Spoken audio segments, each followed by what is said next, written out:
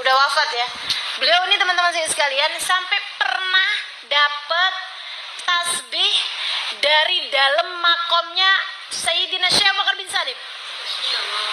Jadi beliau diminta sama Syekh Abu Bakar bin Salim buat pergi ke makomnya. Dia bilang, saya kasih kamu tasbih. Gak tahu tuh dari mana tasbihnya.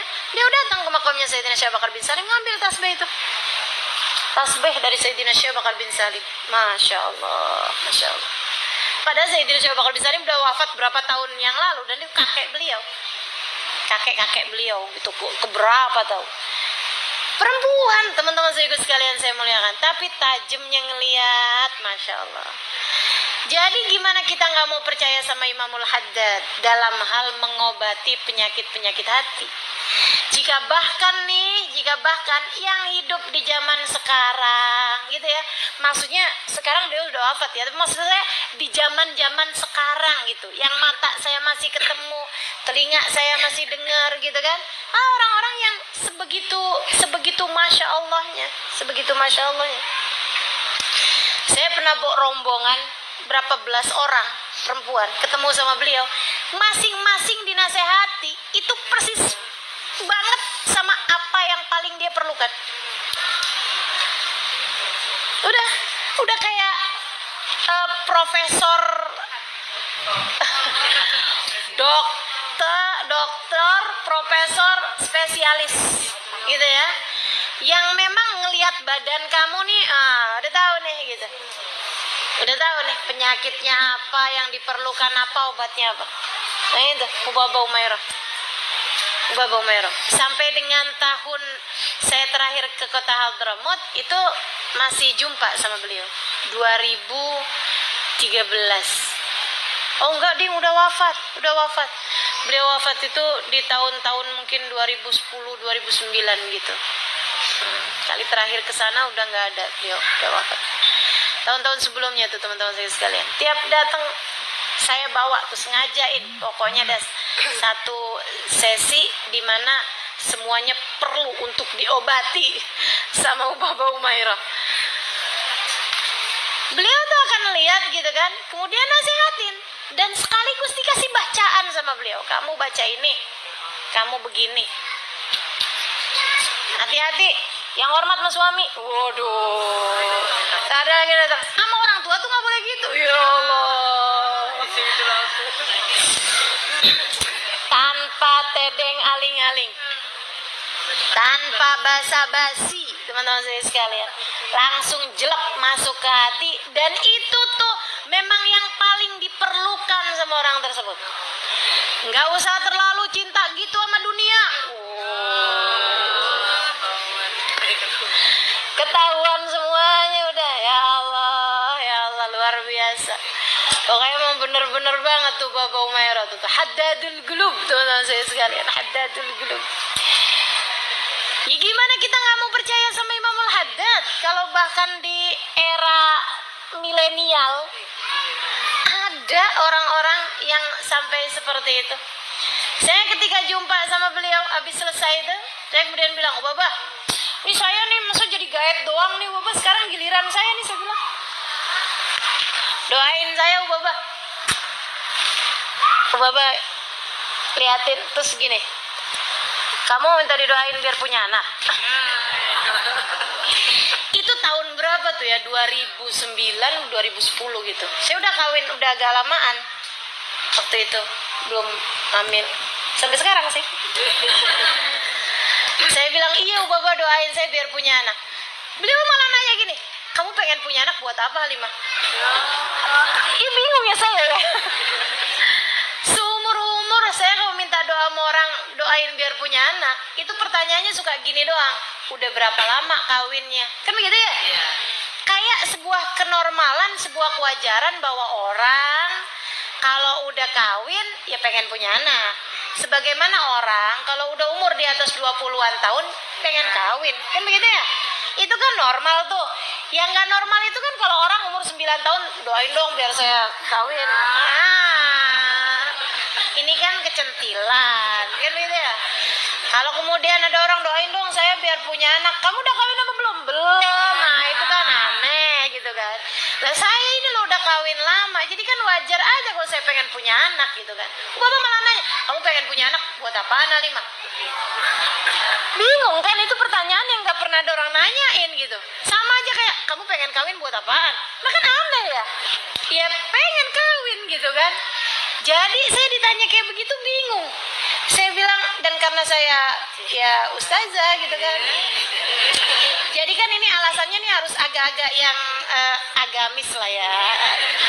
Islami lah, syar'i gitu, syar'i. Alasannya kan harus syar'i ya nggak? Jadi saya bilang, biar ada yang mendoakan saya kalau saya mati. Itu kan alasannya ustazah, pantas kan ya. Bapak kemudian nanya kayak begini sama saya, kamu bukannya ngajar Halimah? Iya, Bapak ngajar saya. Nah, itu orang-orang yang kamu ajarin, kira-kira kalau kamu meninggal dunia, memangnya mereka nggak mau doain? Iya, doain sih. Ya, itu kan udah jauh lebih banyak daripada anak yang berhasil kamu punya, kalaupun kamu punya anak. Iya juga sih.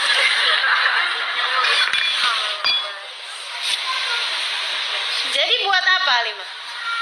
Saya bilang, biar ada yang nerusin. Masih agama nih, masih syar'i nih. Biar ada yang nerusin kalau saya meninggal dunia nanti. Maksudnya nih ilmunya gitu ya. Nah, saya punya sedikit ilmu, ada yang saya turunin nih gitu. Biar dia nanti kalau saya meninggal dunia, biar dia bisa lanjutin gitu. Beliau bilang, memangnya orang-orang yang kamu ajarin selama ini gak bisa nerusin gitu? Lagian kan kamu bisa nulis buku. Nah itu kan juga jadi penerus. Kalau kamu meninggal kan jadi baqiyatus sholihat. Al-baqiyatus sholihat. Yang kata Allah khairun. Gimana? Wal baqiyatus sholihatu. Gimana? Kenapa kok kalau setiap kali saya lupa gak ada yang bisa ngingetin ya? Wal baqiyatus sholihatu khairun inda rabbika thawaban wa khairun amala. Wal baqiyatus sholihatu, dan peninggalan-peninggalan yang bagus. Itu mesti kita pikirin nih. Apa nih baqiyatus sholihat kita nih? Peninggalan-peninggalan yang baki. Nah, peninggalan itu yang kekal. Kita kan bakalan mati nih. Nah, kita kalau mati nih kan ninggalin sesuatu nih. Iya enggak? Apa nih yang kita tinggalin? Harus as-sholihat. Harus peninggalan-peninggalan yang bagus. Nah, itu selain anak, ada yang lain-lain. Apaan? Buku, ilmu yang manfaat. Jadi begitu beliau bilang, kan nggak harus anak Halimah. Yang lain-lain kan bisa juga jadi anak-anak didik yang akan terus melanjutkan ilmu kamu. Saya pikir-pikir ya juga ya, kitab, buku yang saya tulis bisa jadi peninggalan.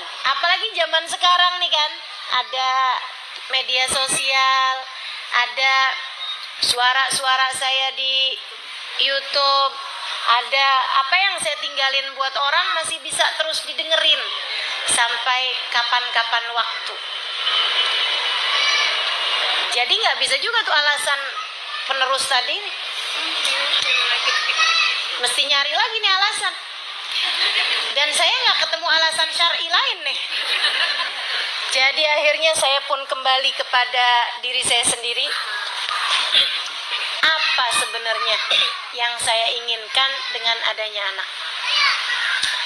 Kemudian saya pun menjadi sangat-sangat manusiawi dan sangat perempuani. Saya bilang, ya Baba, doain biar punya anak, biar suami cinta sama saya. Dan itu beliau malah ketawain saya. Disitulah saya merasa sedih, merasa kok saya ini ternyata belajar segini lama nggak kemana-mana ya ini ya.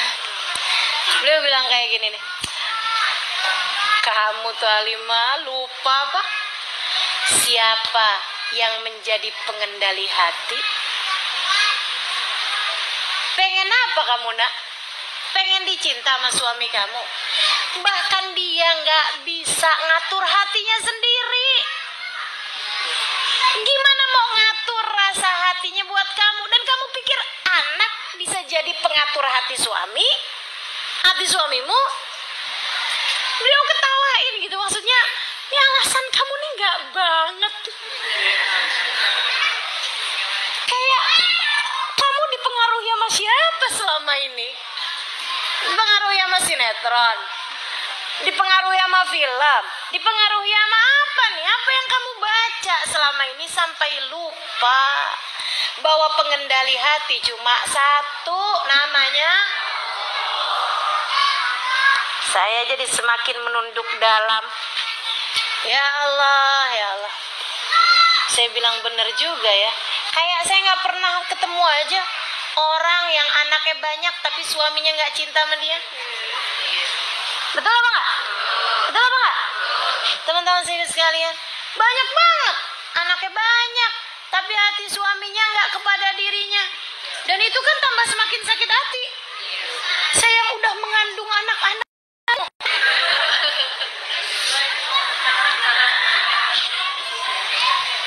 sampai pernah gitu kan, ada seorang istri punya anak 4 gitu. Ustazah, ya Allah sakit hati saya Ustazah.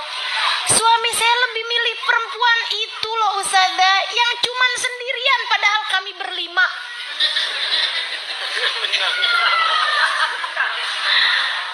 Kami berlima Ustazah. Saya sama anak-anak saya berlima nih Ustazah. Dan bisa-bisanya suami lebih memilih dia Ustazah yang sendirian. Ya Allah, ya Allah. Lah kamu sih suruh milih. Ngapain ya enggak? Teman-teman saya sekalian, di situ saya ngerasa bener banget ya. Ya Allah, saya ngaji mondok berapa lama nih? Ternyata masih belum paham juga urusan muqallibal qulub. Hanya Allah Subhanahu wa taala satu. Doanya Nabi Muhammad, ya muqallibal qulub, tsabit qalbi ala dinik. Nih hati kita sendiri kita nggak bisa kontrol, apalagi hatinya orang. Ya Allah, ya Allah. Ngapain saya fokus sama agar suami mencintai saya? Kenapa saya nggak fokus agar saya tidak mencintai yang tidak halal? Kan begitu? Agar saya bisa mempersembahkan cinta saya kepada yang memang seharusnya hati saya mempersembahkan cinta kepadanya.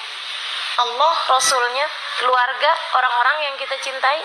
Kenapa malah mikirin rasa hatinya orang? Kenapa nggak mikirin rasa hati kita sendiri? Karena bahkan terhadap rasa hati kita sendiri kita nggak punya kontrol. Makanya mesti minta sama Allah SWT. Dan itu nggak ada kaitan sama urusan anak sih sebenarnya. Jadi tambah nggak punya alasan saya. Jadi waktu ditanyain gitu, dia kemudian nanya balik ke saya, jadi gimana Lima? Masih pengen punya anak? Masih. Walaupun gak punya alasan waktu itu gitu ya, tetap aja doain. Beliau kemudian bilang, nah katanya nih, ini teman-teman sekalian, ucapan sederhana tapi keluar dari hati yang bersambung kepada Tuhannya. Karenanya kesederhanaan ucapan tidak membuat kata-kata tersebut turun derajatnya. Ia tetaplah kata-kata tinggi yang seharusnya hati kita memahaminya. Bukan ucapan dengan bahasa intelektual, akan tetapi kosong makna. Bukan dengan bahasa tinggi-tinggi, pembahasan apa gitu. Nggak ada. Kalimat-kalimat sederhana keluarnya dari hati yang kenal sama Allah Subhanahu wa taala. Karenanya jadi kalimat-kalimat tinggi luar biasa. Beliau bilang, Halimah, kamu harus tahu nak, hidup ini sudah terlalu sibuk dari hal-hal yang membuat kita lalai dari Allah. Terlalu banyak hal di dunia ini melenakan kita dari Allah Subhanahu wa taala, bikin kita lupa sama Allah. Padahal kita hidup buat Allah. Kamu mau ditambahin lagi dengan urusan anak. kesibukan yang kita punya dari dunia sudah banyak banget bikin kita tersibukkan dari Allah Subhanahu wa ta'ala. Kamu mau ditambahin lagi dengan urusan-urusan yang lain? Beliau kemudian bilang, saya Halimah dari muda, dari belia, saya lihat teman-teman saya pada kawin, saya angkat tangan minta sama Allah, ya Allah, saya tidak mau terlalaikan darimu, saya tidak mau tersibukkan darimu, saya tidak ingin kesibukan saya di atas muka bumi ini bukan untukmu. Maka ya Allah, kalau kiranya saya menikah membuat saya lalai darimu, menyibukkanku darimu, sibuk saya ngurusin suami sampai saya sibuk tidak kepadamu, kesibukan saya ini kepada suami sampai saya tidak sibuk kepadamu, ya Allah jangan kawinkan saya. Saya ketika dengar itu sambilan mikir terhenyak jelek banget. Ya ampun, Hubaba Umairah sudah makrifat bahkan dari sebelum balik. Hubaba Umairah sudah faham makna inna salati wa nusuki wa mahyaya wa mamati lillahi rabbil alamin la syarikalah wa bidzalika umirtu wa ana minal muslimin. Sudah bahkan dari sebelum beliau balik, teman-teman sekalian. Ya Allah, aku tidak ingin tersibukkan dengan selainmu. Maka kalau kesibukanku dengan suamiku membuat aku lalai darimu, jangan kawinkan aku ya Allah. Kuat banget hatinya mau doa kayak begitu. Luar biasa banget teman-teman saya sekalian. Bahasanya sederhana akan tetapi masuk ke relung hati benar-benar karena diucapkan dari hati yang mengenal Allah Tuhannya. Masya Allah. Tapi saya menikah Halimah.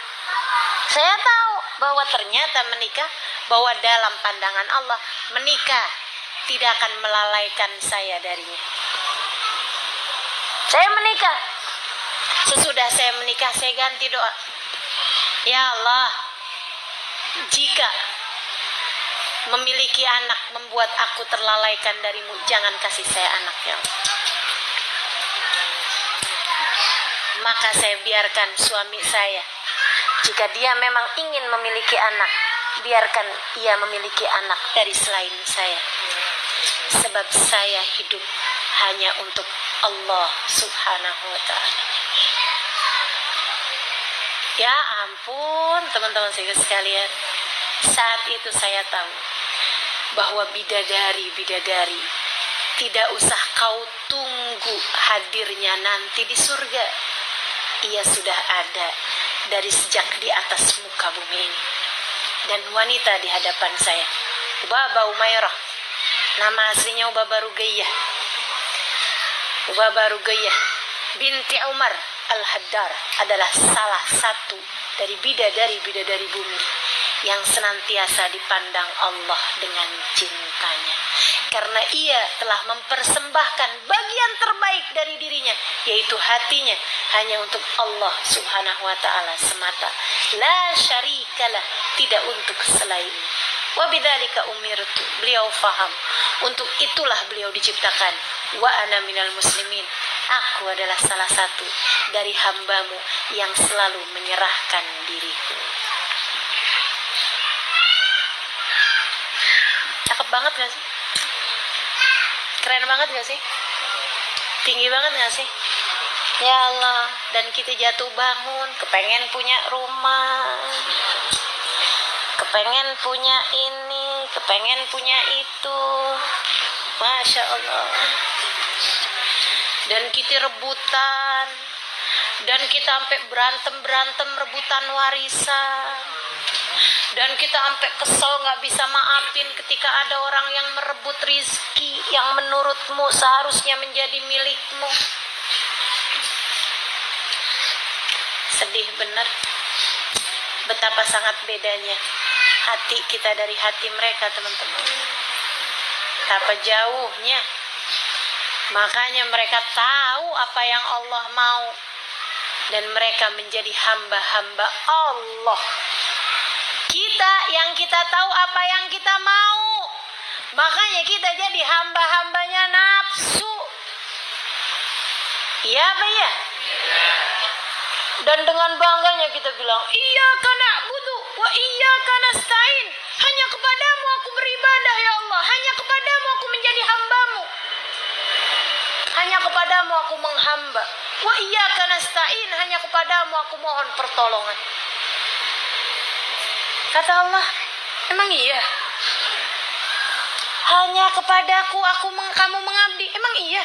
Enggak tuh. Kamu mengabdi kepada keinginan hawa nafsumu sendiri. Hatimu kamu persembahkan untuk hawa nafsumu sendiri. Hatimu kamu persembahkan untuk keinginanmu sendiri. Dan kamu merasa seperti sudah mengabdi kepadaku. Belum. Makanya katanya Sayyidina Ibrahim bin Adham, "Lau ma wajibtu an agraha fil Qur'an fis salam ma garatu." Sungguh, andai tidak wajib bagi saya untuk membacanya di dalam Fatihah, dalam salat, saya tidak akan pernah berani membacanya. Tiap kali saya membacanya, hati saya bilang belum. Tiap kali saya bilang iyyaka na'budu, kata hatinya belum.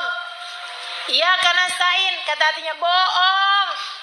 Kamu masih minta tolong sama suamimu. Kamu masih berharap dari si fulan.